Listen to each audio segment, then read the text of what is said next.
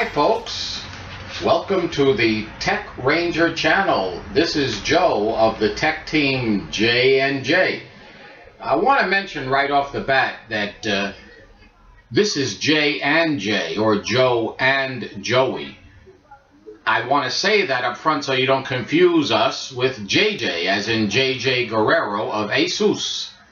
In any case, this video is about our upcoming mainstream super build, and the purpose of this video is to show you the parts that will comprise the build and the reasons that we selected the various parts. What we're trying to do here is to put together a top-of-the-line, high-performance build within the mainstream realm.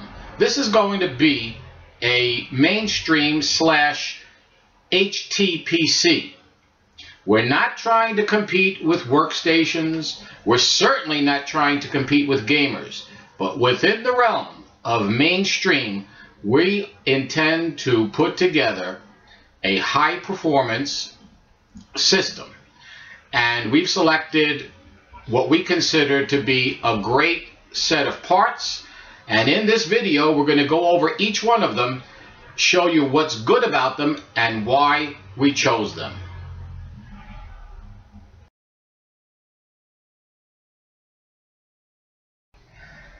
The chassis that we chose is the Corsair Carbide Series Air 540.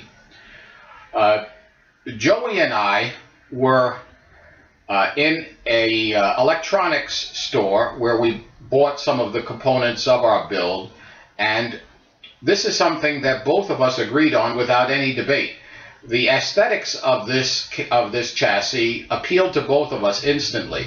It's cubic in shape, and neither one of us has ever owned a system that is shaped like a cube. We've had the towers, the mid-towers, the laptops, and so forth, but there's something about this look that appealed to both of us.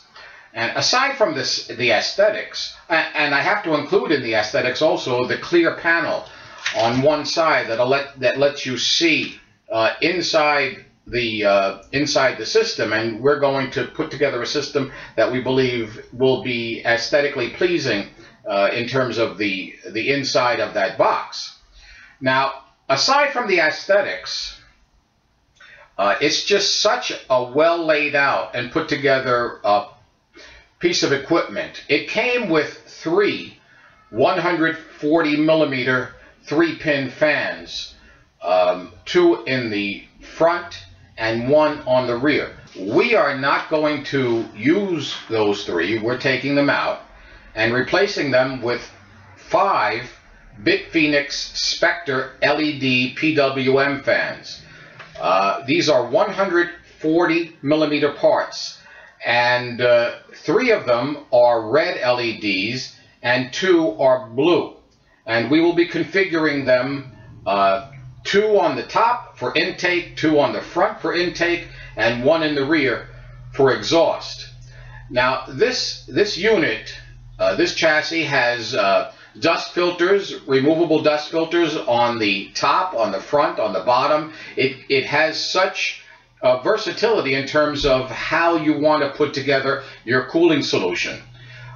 What really blew us away is that not only does it provide, as many chassis do today, a panel with rubber grommets through which we can do very effective cable routing, but the way this unit is built, it actually divides the system into 2 compartments.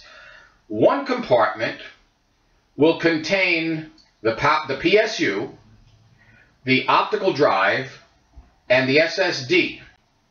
And the other compartment, the side on which there is the clear panel on the outside of the case, that compartment will contain only the motherboard and the mechanical hard drives. And one of the cool things about this case is that the mechanical hard drives will snap into 2 compartments at the bottom of the case, and the wiring The cabling will happen from the other side. Now, because the box is divided this way, it means we're not going to be routing cables from one side through grommets and then routing them back in again. Everything will be coming from the side with the PSU. That side also has the cables coming from the front panel. So those cables, the front panel connector cables and the PSU cables, will all be coming from behind the motherboard and routed once through the grommets into place.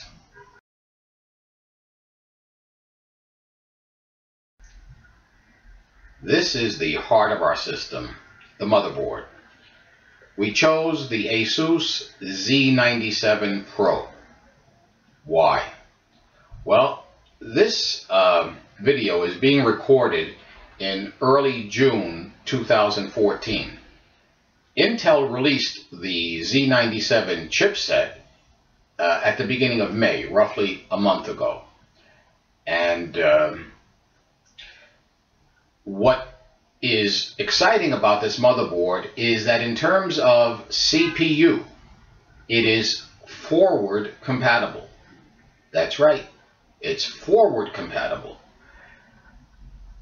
Intel will sometime this year release its 5th generation of CPU that will be based on the Broadwell core.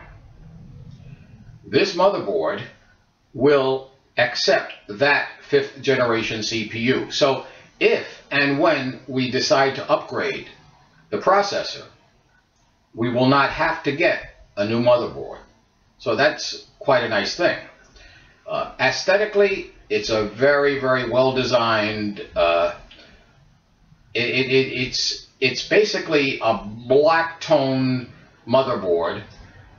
The PCH and VRM heat sinks have a beautiful soft tone of gold, metallic gold color to them.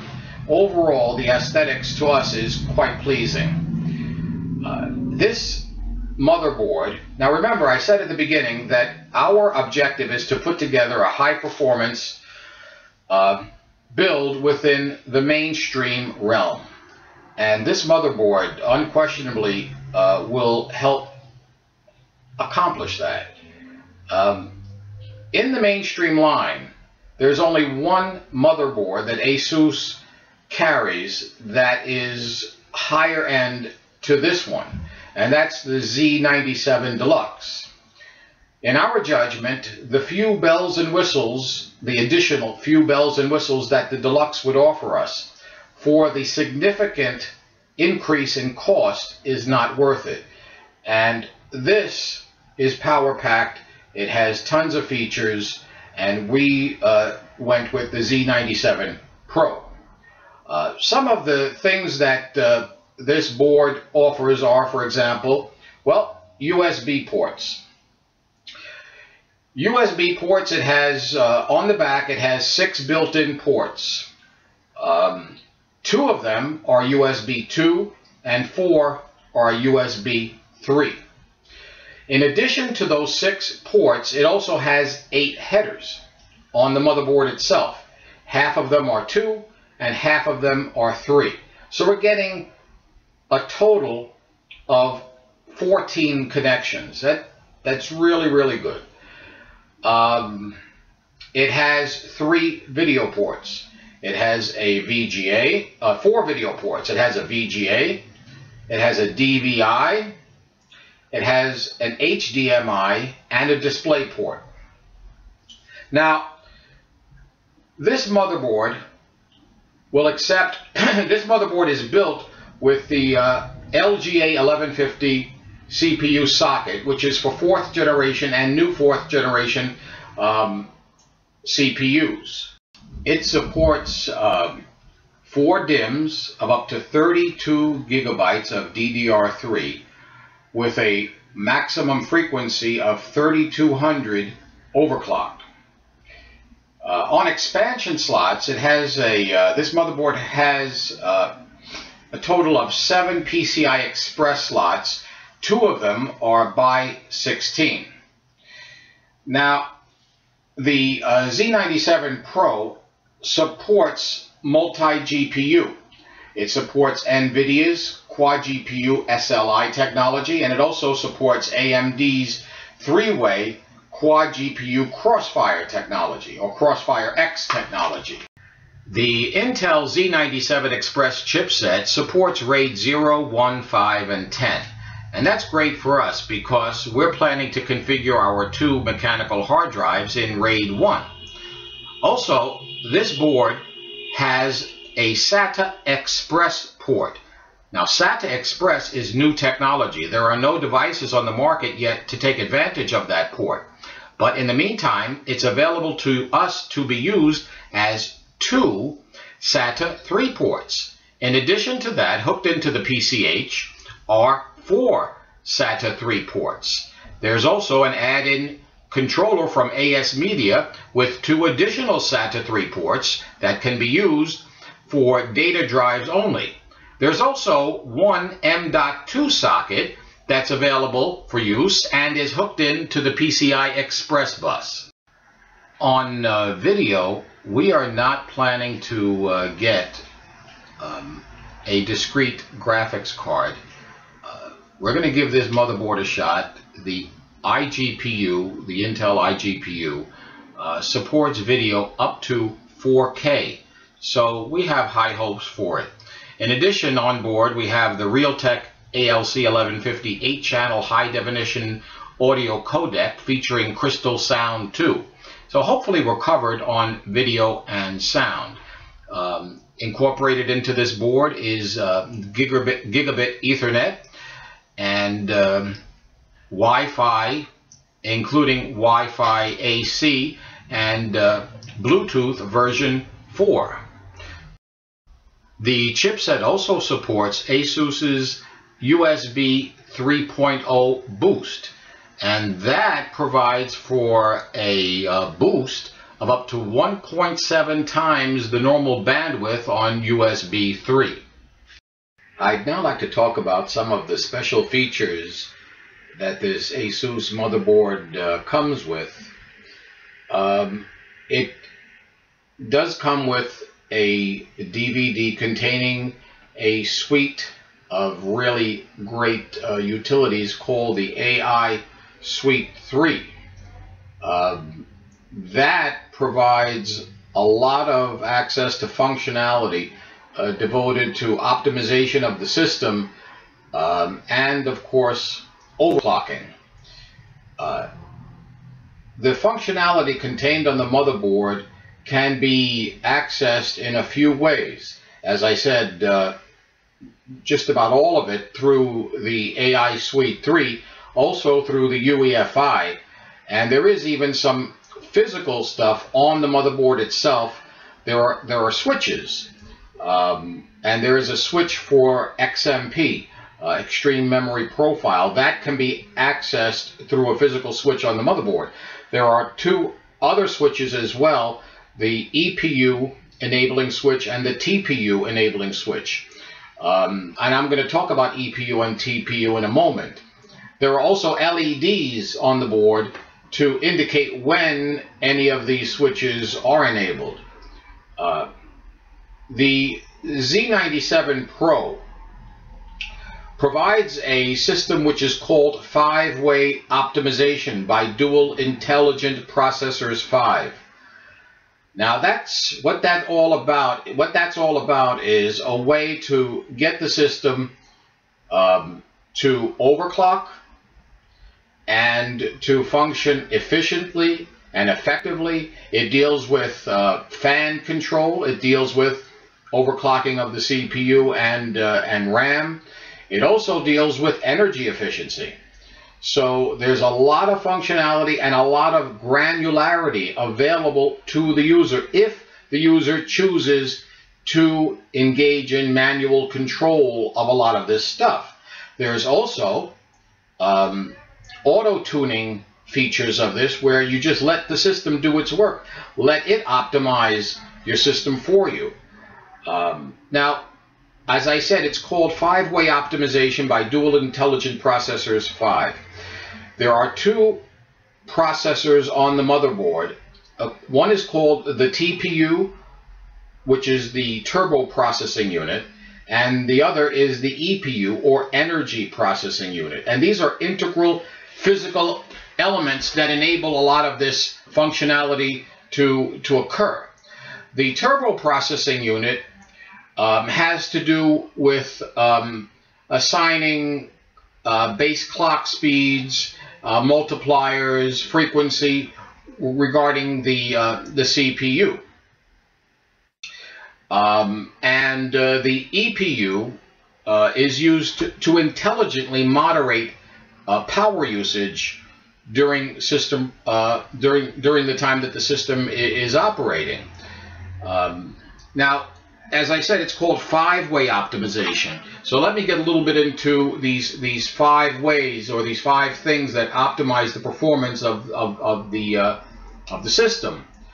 First of all, as I said, we have the TPU and the EPU. There's also Digi Plus Power Control, and that's the Digi Plus Power Control is that part of the system that controls the 16-phase allocation of voltages through the from the VRM to the CPU, and 2-phase power control to onboard RAM.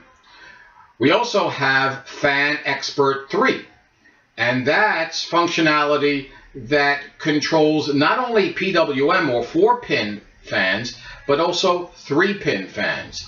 And the purpose of Fan Expert 3 is to control the fans for the purposes of airflow, obviously, power efficiency, and also to have a quiet system as well.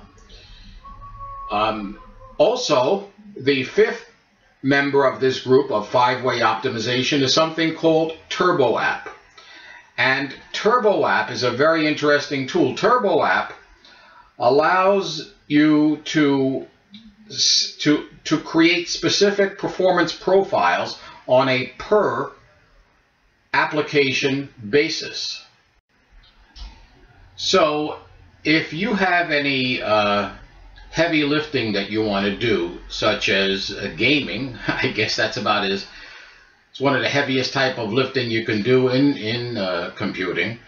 You can tweak your system so that when you're playing a particular game, you set up a performance profile in terms of overclocking and all the other things that the 5-way optimization allows you to do, and you can set that profile up just for that particular game. And I mentioned overclocking, and I also talked about granularity briefly. This motherboard allows you to overclock not just the CPU in general, but it affords the ability to overclock on a per core basis. Something else I'd like to mention regarding fans and Fan Expert 3 and what our plan of action is. This board provides a total of 6 fan headers. One is for the CPU fan, another is an optional CPU fan header, and then there are 4 headers on the board for chassis fans. And what our game plan is, you see, we have our cooler is a Noctua unit that uses 2 fans. We're going to use a Y connector and hook both of those fans into the CPU header, the CPU fan header. The optional CPU fan header, what we're going to do with that is we're going to connect one of the chassis fans, and we're going to use the one fan that is closest to the VRM and allow Fan Expert 3 to fire as much air as possible on the VRM, because it's going to base that on the heat or the thermals of the CPU. Then the other 4 headers we're going to use for the other 4 fans on the chassis. The Z97-Pro comes with a card in place called the Wi-Fi Go card, and that's basically a wireless LAN adapter that allows you to connect to a wireless LAN in a single network. And with the Wi-Fi Go card, you can also use your system as an access point for other Wi-Fi supported devices. There are also some pretty cool features in this package that relate to how you and other devices can interact with your system. For example, remote keyboard and remote desktop. Now, what remote keyboard is basically using a smart device such as a phone or a tablet as a keyboard that you can use with your computer. Remote desktop basically allows you to take your system with you wherever you go. You can use your smart device anywhere, any place, anytime to access your system. Also, if your system isn't feeling too well, let's say it has a thermal issue, or something's not quite right with voltages, or let's say there's a problem with a fan, your motherboard will be more than happy to communicate that fact to you via a text to your smart device. Pretty cool, huh? The fun doesn't stop there. There's also Cloud Go, which allows you to control and synchronize your files across multiple cloud services like SkyDrive, Google Drive, Dropbox, and Asus even has its own service called Web Storage. Now, there's the Asus Media Streamer, and that allows you to enjoy your PC's multimedia content basically anywhere. You can pipe music from your PC or stream a movie to a smart TV using your PC or smart device. All in all, the Z97-Pro is a feature-packed motherboard that seems to have a little bit of everything, and we intend to have quite a bit of fun with it.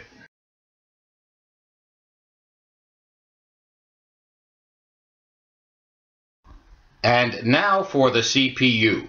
We selected the Intel i7-4770K. This is a 4th generation Intel processor built on the Haswell core with an 8 MB cache and a frequency of 3.5 GHz. Now, with Intel's Turbo Boost technology, it can be ramped up when conditions permit and when conditions require. It can be ramped up automatically to a speed of up to 3.9 GHz. Now, this processor is a quad-core or 4-core processor. With the benefit of Intel's hyper-threading technology, you get actually 8 virtual cores. The part number of this is the i7-4770K. Well, what does that K stand for? Well, when you see a K at the end of an Intel processor, that means that the processor is unlocked, which means that this is a CPU that can be overclocked. Now, having the Z97-Pro motherboard with its functionality, with its tools that allow for just that overclocking, we intend to try to get this baby to go up to 4.4 to perhaps 4.6 GHz.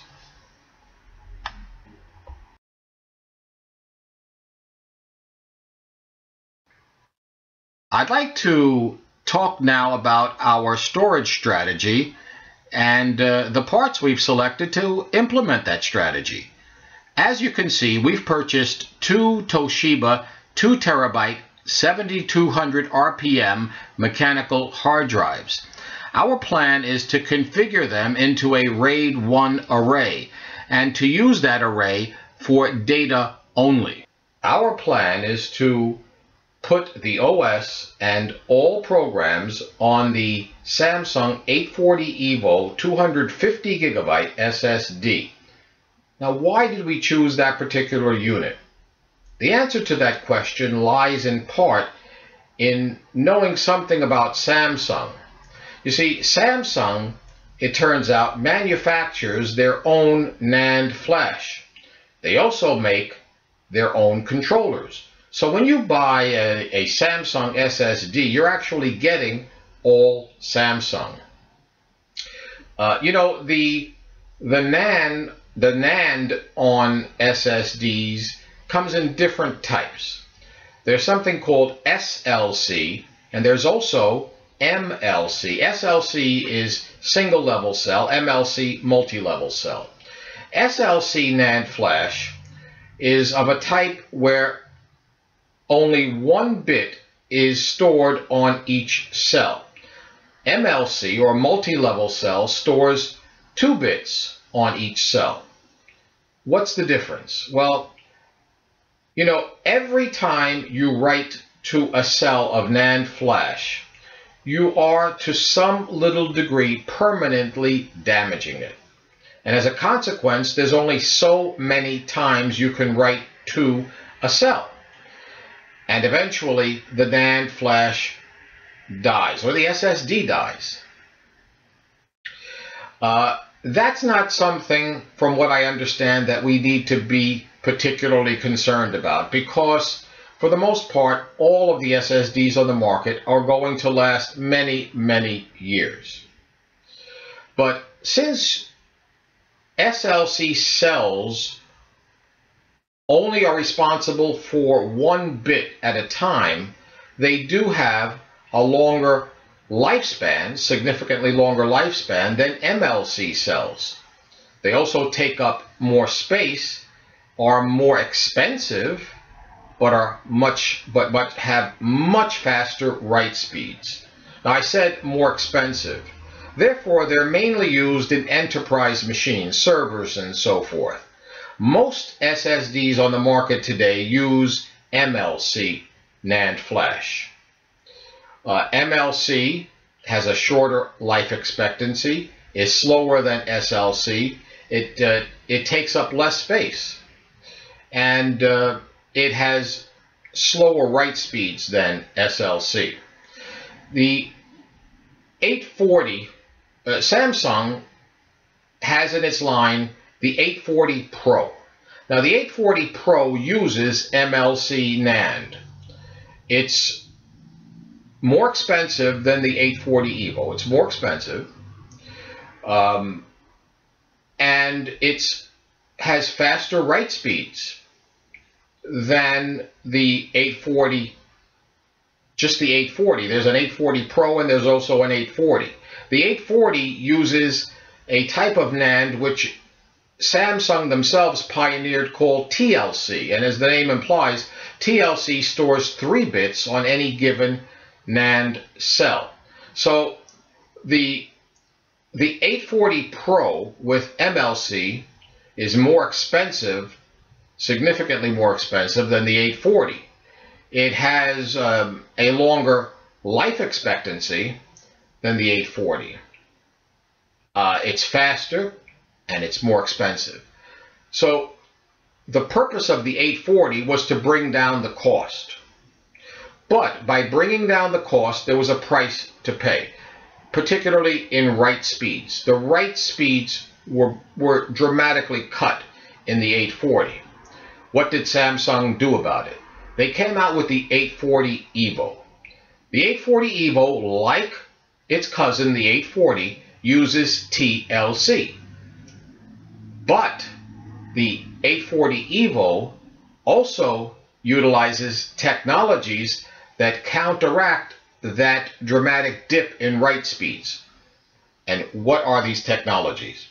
Well, first of all, the Samsung 840 EVO has a technology called Turbo Write.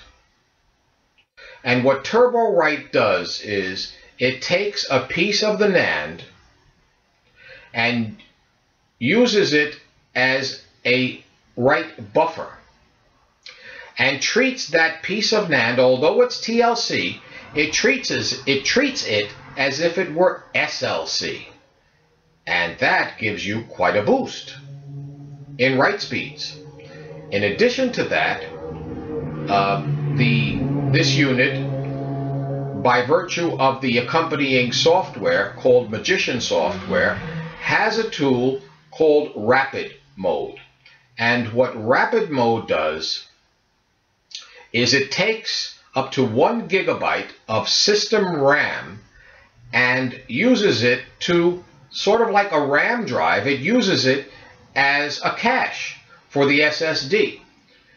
And the consequence of these technologies is it makes up for that loss that the 840 suffered. So you get the cost benefits of the 840 without having to pay that tremendous price in performance as compared to the 840 Pro. I mentioned Magician software. This software, aside from the rapid mode technology that it affords, it also has really great functionality. It has benchmarking tools. It gives the user the ability to set up a profile based on what the emphasis of the user is. Are you looking for greater lifespan? Are you looking to optimize storage capacity? Is speed your #1 concern? It has cloning software if you want to clone a hard drive, like if you want to swap out a hard drive and put in the SSD. All in all, this is a tremendous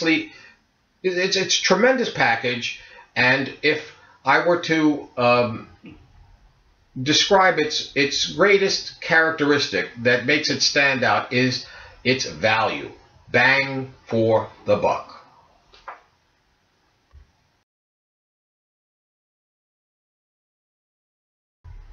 And now I'd like to introduce you to our random access memory. We selected from G.Skill their Trident X series. We bought a kit, a 16 GB kit consisting of 2 DIMMs of 8 GB each, DDR3, with a frequency of 1600 MHz and a CAS latency of 7. Now, why did we choose this particular kit? Well, obviously, the most important thing in selecting RAM is the quantity, and that is first and foremost. Nothing else matters if you don't address that. So for us, 16 gigabytes seems more than adequate for the use that we are going to employ with our system. Now, beyond that, the aesthetics were somewhat helpful. We like the look of this. It's pretty. The colors, the logo, the heat spreaders are attractive. Now, these heat spreaders, by the way, are removable. That is good for us because we have this Noctua low-profile CPU cooling solution that may, hopefully not, but may be blocked by these heat spreaders. If that turns out to be the case, then we can remove them without any concern, because we'll have adequate cooling by virtue of our fans and won't be dependent necessarily on these heat spreaders. Now, G.Skill is a great company in terms of being a provider of RAM, and the philosophy that we employed to determine which particular speed, which particular frequency, and which timings to choose was as follows. We found that the lowest available CAS latency for 1600 megahertz on the market is 7. When we calculate the actual latency in time in terms of nanoseconds by dividing the CAS latency by the frequency, we get a particular value. And we find that if we take that value and apply it, let's say, to 1866 speed, 1866 megahertz, we would need a CAS latency of 8 to maintain that time value in terms of the actual latency measured in nanoseconds.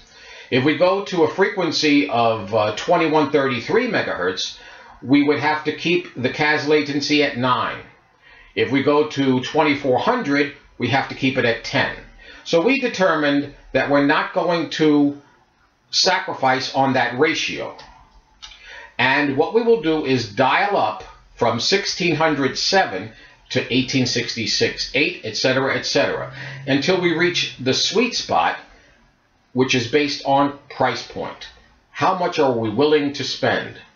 We didn't really have to dial up very far because we decided not to go to 1866 CAS 8. 1600 CAS 7 was good enough for us, and we didn't feel the need to spend more money just to get more frequency while maintaining that same latency time frame. Frequency, to the best of our ability to determine, is beneficial, obviously, but how beneficial?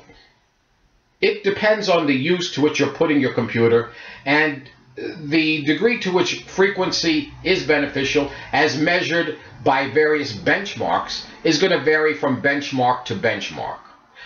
And since it's not that clear cut, we felt content to stick with this point, this price point, and this ratio of latency to frequency.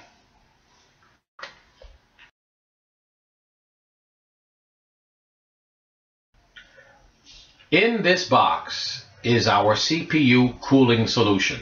We went with the Noctua NH-L12, which is an L-type low-profile cooler. What is our objective?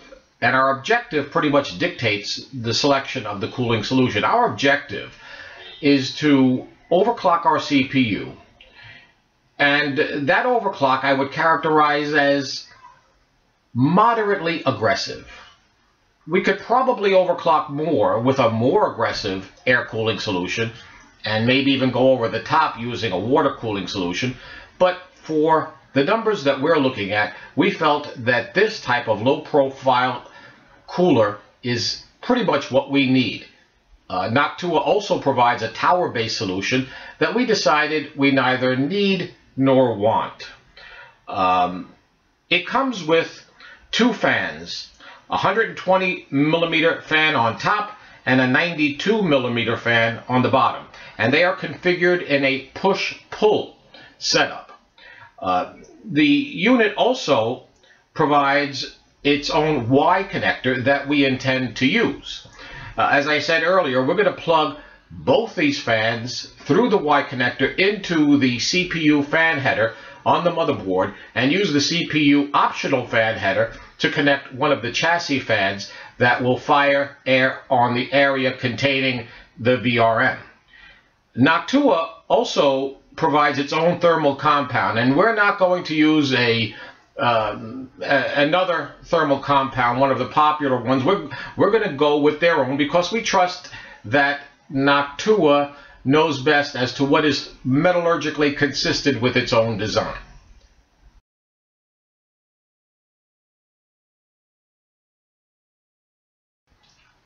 This is our power supply. We selected the Corsair RM Series RM650. This is a 650 watt, fully modular, 80 plus gold certified unit.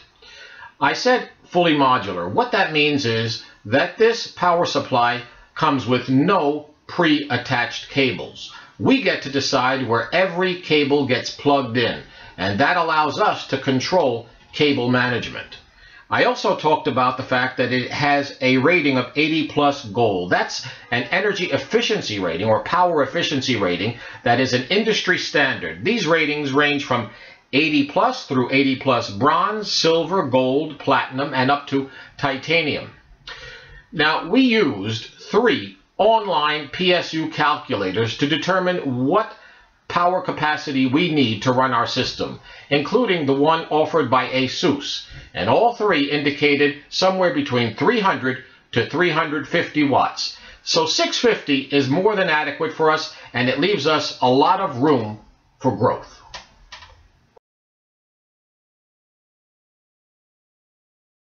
And now let's discuss everything else. Well, for the operating system, we went with Windows 8.1 Pro 64-bit edition. For the ODD, we selected a simple LG DVD recordable, rewritable device. We don't have any fancy schmancy plans for an optical drive. We never use Blu-ray or anything like that. As for the mouse and keyboard, both are wireless, utilizing Bluetooth technology. The keyboard is backlit, and they're both from Logitech. Now, you see there's a cable lying on this table, and normally a cable is not something worth discussing, but I think it's of some interest here. You see, because this system is going to be accessed from 2 separate rooms, and we needed to employ a solution to enable that. We considered for a time utilizing WiDi, but because of the cost, and because we're not totally familiar with or confident in WiDi, we decided to go with a cable. We purchased a 25-foot 24 AWG high-speed HDMI cable with Ethernet. Now, the Ethernet functionality we're not going to use, but it comes with the cable. In any case, lo and behold, those are our parts.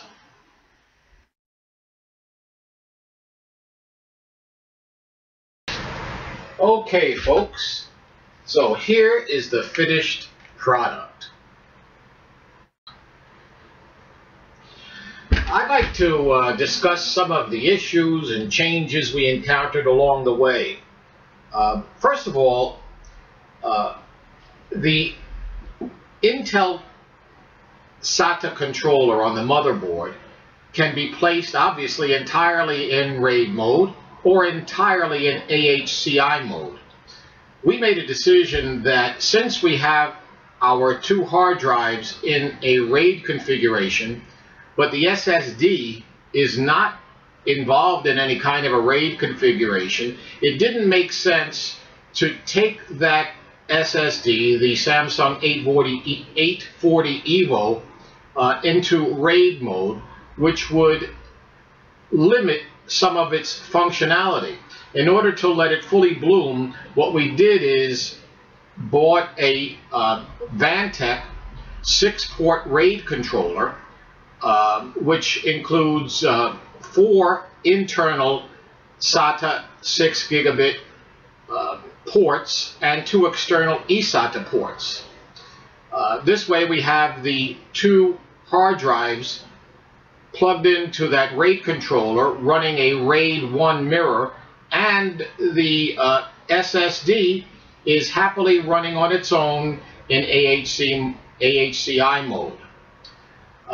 Also, in order to get this computer, as I had said earlier, to be viewed in 2 different rooms, first we tried an unpowered splitter, and it didn't work out. So we opted for a powered splitter by Orei. That's spelled O-R-E-I. It's a 1 input and 2 output HDMI version 1.4 splitter. It supports 1080p, obviously. It's a good unit. It's worked out quite well for us. Another thing is that it turns out that Microsoft does not provide any ISO images for Windows 8.1 on the web. And for 2 reasons. Number one, if we ever need to do anything with our installation disk, also if something were to happen to that installation disk, we decided to put the installation software onto a flash drive. And if you check this out on the web, you will see that virtually everybody's talking about doing it via the command prompt. It's unnecessary. Using the OS and the functionality contained in it, using disk management, we formatted the flash drive with NTFS, made it active, copied the contents off the installation disk from Microsoft onto the flash drive, and it works beautifully. Also, we're kind of rebellious when it comes to what Microsoft has done to its OS, specifically trying to unify the experience between the telephone, the tablet, the PC, and so forth. This is a PC, and that's what we wanted to be, a PC. And we missed the start button. So what did we do? We downloaded a start button from Classic Shell. There's a wide variety of them out there available. This is the one we went with, and like I said, I'm not into all of those tiles and apps and everything. This is a PC, and that's the way we want to keep it. As far as overclocking, well, what we accomplished with this, I'm not going to say that we won the Silicon Lottery, but we're pleased. What we were able to do is ramp the CPU up to a maximum turbo boost core ratio of 4.5 gigahertz when it's running on 1 or 2 cores. When it's running on 3 or 4 cores, it's set to a maximum core ratio of 44, which renders 4.4 gigahertz.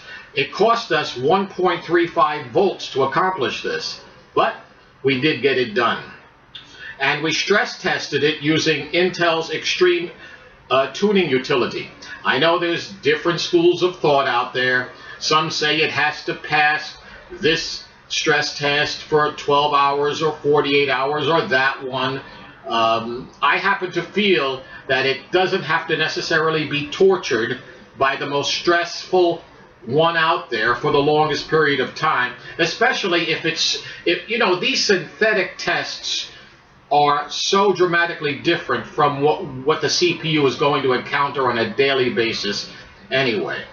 And also we took the DRAM from 1600 megahertz with timings of 7, 8, 8, 24 at 1.5 volts up to 1866 using 1.6 volts, and had to loosen up the timings to 8, 9, 9, 24.